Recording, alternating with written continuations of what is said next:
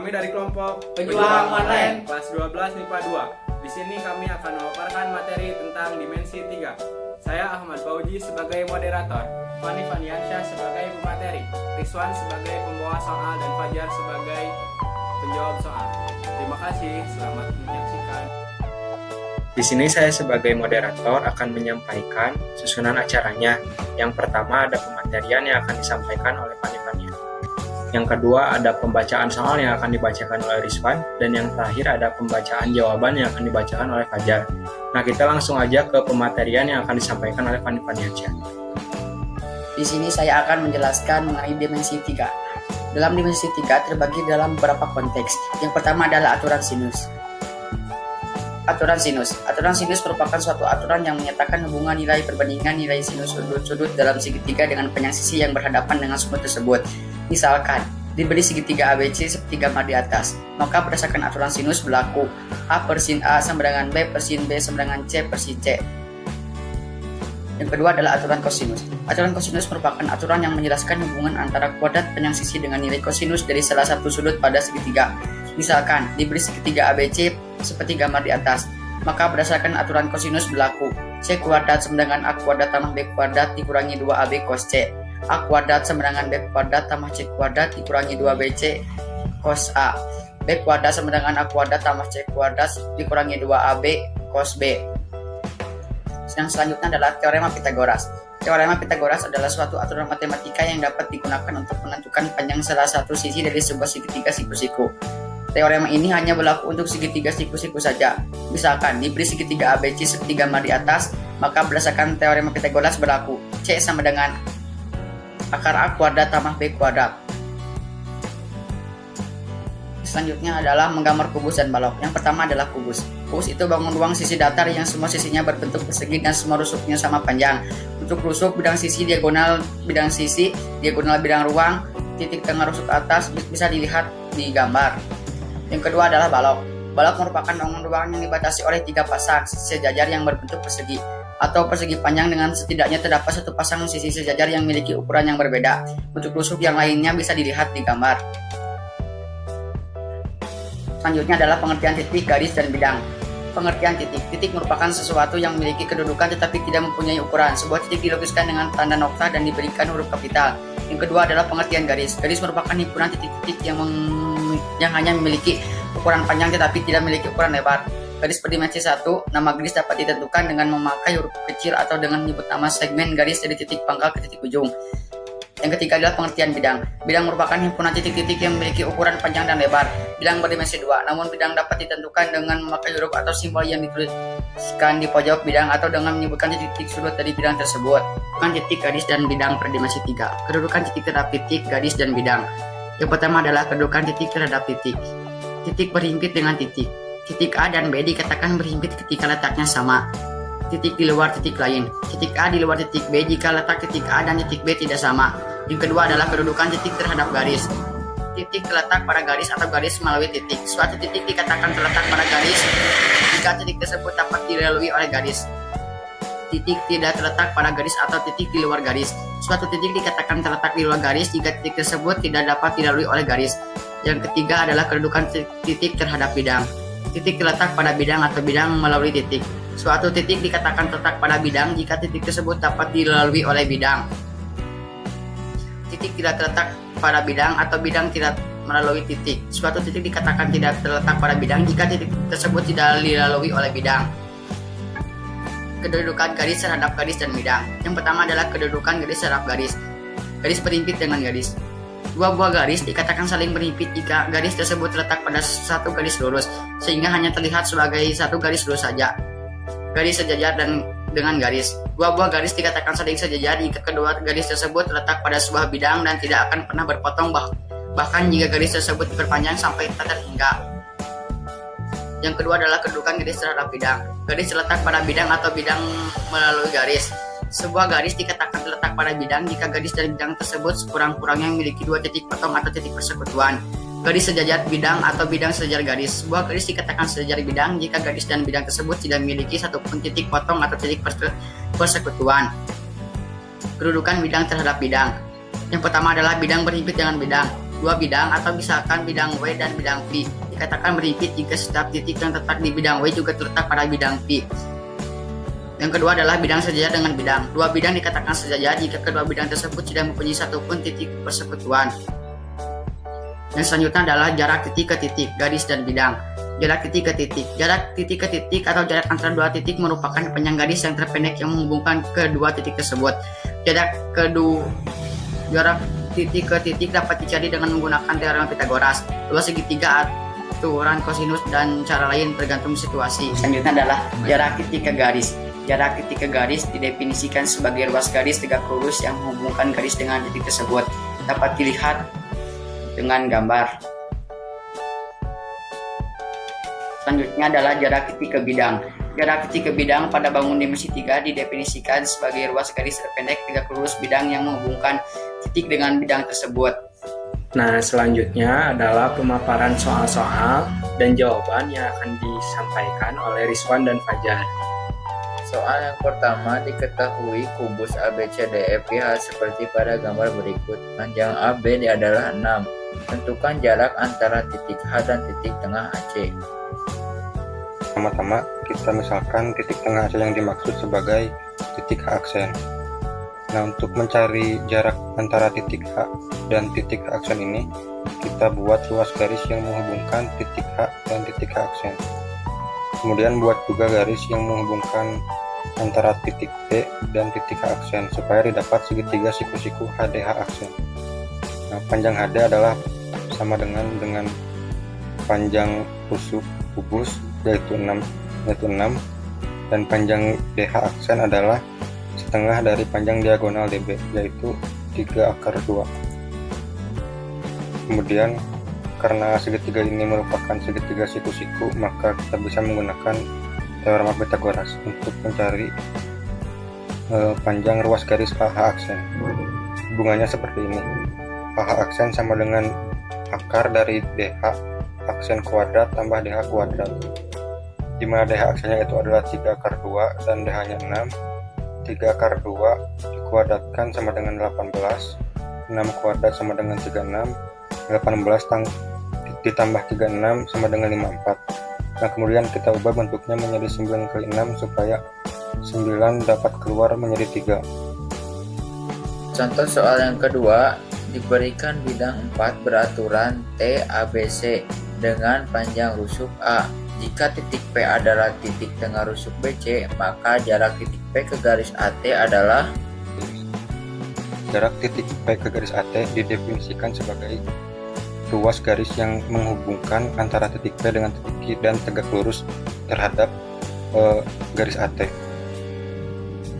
Nah, karena bidang 4 beraturan itu adalah bidang 4 yang panjang rusuknya sama semua, jadi segitiga TBC akan sama dengan segitiga ABC. Nah, kalau kita buat garis yang menghubungkan antara titik T dengan titik P, panjangnya akan sama dengan ruas garis yang menghubungkan titik A dan titik P.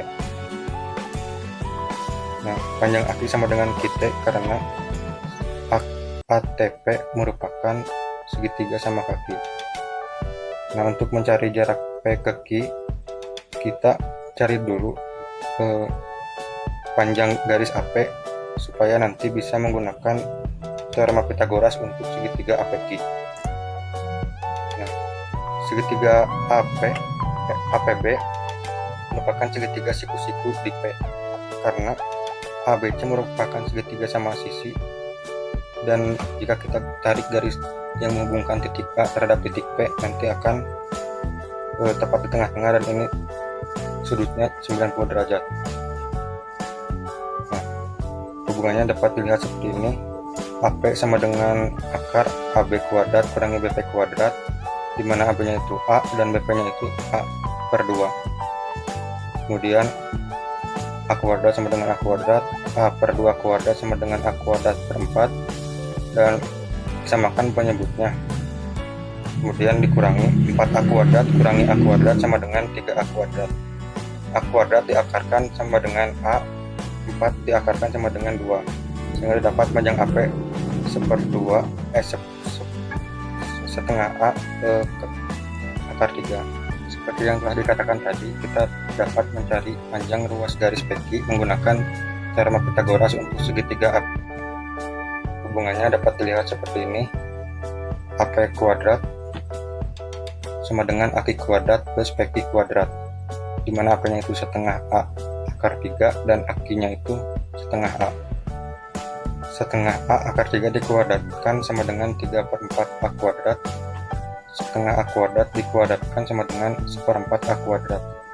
Kedua ruas dikurangi 1/4 A kuadrat didapat seperti ini.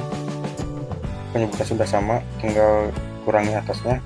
3A kuadrat kurangi 1 kuadrat sama dengan 3A kuadrat dikurangi 1A kuadrat sama dengan A 2A kuadrat. Karena PQ kuadrat sama dengan 2/4 A kuadrat, maka PQ sama dengan akar dari 2/4 A kuadrat. A kuadrat diakarkan sama dengan A, 4 diakarkan sama dengan 2. Sehingga jawabannya didapat PQ sama dengan 1/2 A akar 2. Contoh soal yang ketiga yaitu diketahui kubus ABCDEFGH dengan panjang rusuk 2 cm.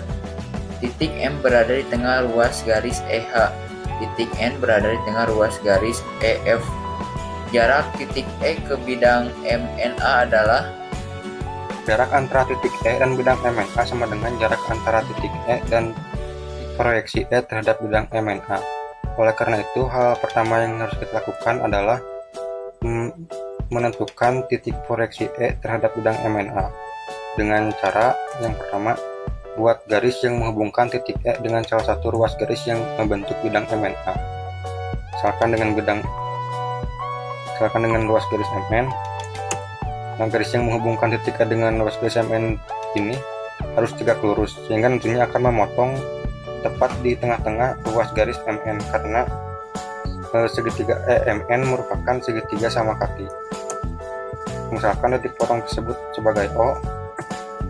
Langkah yang kedua adalah buat garis yang melalui titik O dan tegak lurus dengan ruas garis MN dan juga berada pada bidang MNA.